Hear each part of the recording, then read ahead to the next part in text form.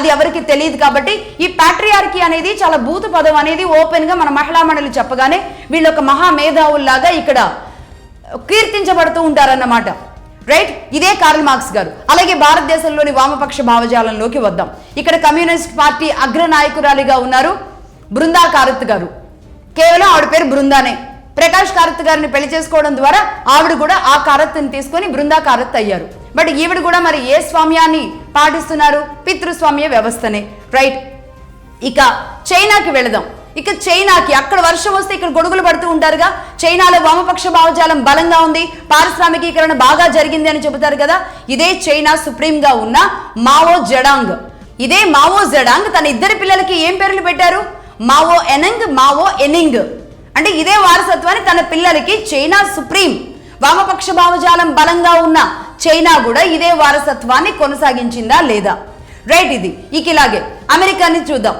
అంటే అగ్రరాజ్యం అమెరికాలో చాలా లిబరల్ గా ఉంటారు. అక్కడ చాలా లిబరల్ అడ్వాన్స్డ్ ఎపిక్ సెంటర్. అది అడ్వాన్స్డ్ టెక్నాలజీకి, అడ్వాన్స్డ్ ఆలోచనలకు ఒక ఎపిక్ సెంటరు. ఇక అగ్రరాజ్యం అమెరికాని మించినది ఏదీ లేదు అని చెబుతారుగా.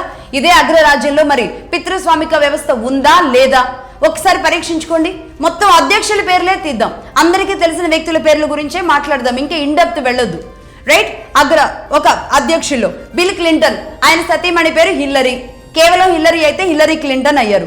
జార్జ్ బుష్, ఆవిడ సతీమణి లారా అయితే లారా బుష్ అయ్యారు. అలాగే ఒబామా, ఆయన సతీమణి మిచెల్ అయితే మిచెల్ ఒబామా అయ్యారు. అలాగే అపోజిషన్ పార్టీగా ఉన్న కమలా గారు, ఆమె భర్త ద్వారా హ్యారిస్ అయ్యారు, కమలా హ్యారిస్ అయ్యారు. ఈ విధంగా మారుతూ వచ్చారు. ఇక ప్రస్తుతానికి ఉన్న అమెరికా అధ్యక్షుడు ట్రంప్.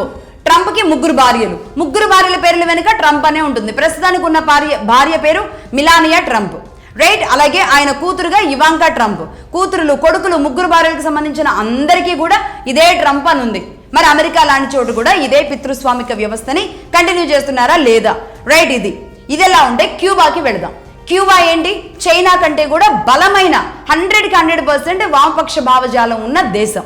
ఫిడెల్ కాస్ట్రో ఆయన కూడా ఒక వారసత్వాన్ని కొనసాగిస్తారని ఊహిస్తారా?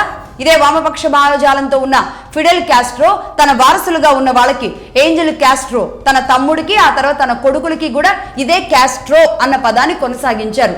ఇదే క్యూబాలో మళ్ళీ చే గువేరా విప్లవానికి మనం నాందిగా చే గువేరా లాంటి స్ఫూర్తి పొందుతూ ఇక్కడ ఒక రకంగా ఇక్కడ ఇదే కదా, ఈ ప్రవచనాలే కదా మనం మాట్లాడుకునేది. ఫిడెల్ కాస్ట్రో గురించి, చే గువేరా గురించే కదా మనం మాట్లాడుకునేది. కార్ల్ మార్క్స్ సిద్ధాంతాల గురించే కదా మాట్లాడేది.